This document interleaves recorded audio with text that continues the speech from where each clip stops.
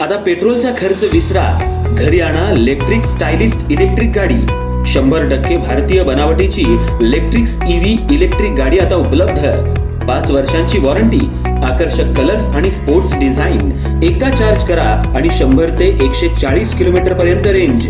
अत्याधुनिक सर्व्हिस सुविधा, लोन सुविधा सुद्धा उपलब्ध। आजच भेट द्या साई मोटर्स, किसान चौक, इचलकरंजी। संपर्क 93 73 27 57 52 किंवा 0230 299 77 66। नो पेट्रोल नो टेन्शन, इलेक्ट्रिकचा स्मार्ट पर्याय।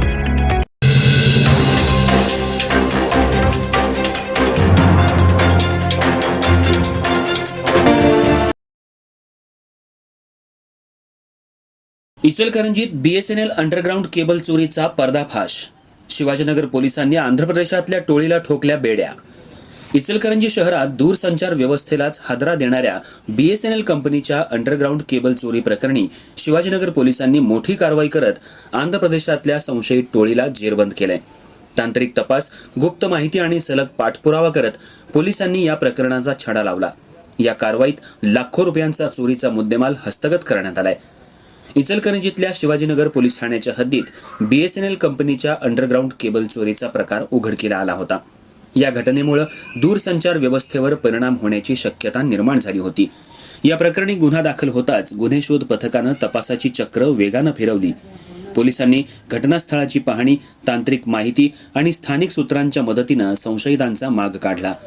तपासादरम्यान आंध्र प्रदेशातील टोळी या चोरीमागे असल्याची माहिती समोर आली। त्यानंतर पोलिसांनी विशेष पथक तयार करून कारवाई करत आरोपींना ताब्यात घेतलं। वारणा बँकेसमोर असलेल्या प्रांत कार्यालय चौकात मध्यरात्रीच्या सुमाराला ही टोळी खुदाई करून कॉपर चोरीचा प्रयत्न करत होती। मध्यरात्री चोरी करत असताना पोलिसांनी गस्त घालताना त्यातल्या 3 आरोपींना ताब्यात घेतलं। यावेळी त्यांनी या चोरीची कबुली दिली आणि यातील अन्य 5 आरोपींना आंध्र प्रदेशातून ताब्यात घेण्यात आलं आणि विकलेला माल पुणे येथून पोलिसांनी जप्त केला। यातील काही आरोपी अजून फरार आहेत, त्यांचा शोध पोलीस घेत आहेत। आरोपींना पोलिसांनी ताब्यात घेतल्यानंतर त्यांना आंध्रची भाषा येत होती। यावेळी त्यांना काहीच बोललेलं कळत नव्हतं। पोलिसांनी अखेर भाषांतर करणाऱ्या आणि बोलणाऱ्या व्यक्तीला बोलवून घेऊन तुम्ही कुठून आलात, चोरी कुठं केली याचा शोध घेतला। त्यानंतर पोलिसांना खरी माहिती कळाली। गेल्या 4 दिवसांपासून या आरोपींकडून पोलिसांनी पुण्यातून काही माल जप्त केलाय। अधिक तपास शिवाजीनगर पोलीस करतायत। सिंघम स्टाईल सारखं गेल्या 4 दिवसांपासून या आरोपीकडे पोलीस कसून शोध घेत होते। भाषांतर करणारा आणि पोलिसांमध्ये सांगणारा व्यक्ती बोलण्यात आल्यामुळे पोलिसांना याचा फायदा झाला। पण भाषांतर करत असताना पोलीस आणि आरोपी यातील संवाद होत नव्हता। त्यामुळे सिंघम पिक्चर सारखं दृश्य शिवाजीनगर पोलीस स्टेशनमध्ये पाहायला मिळालं।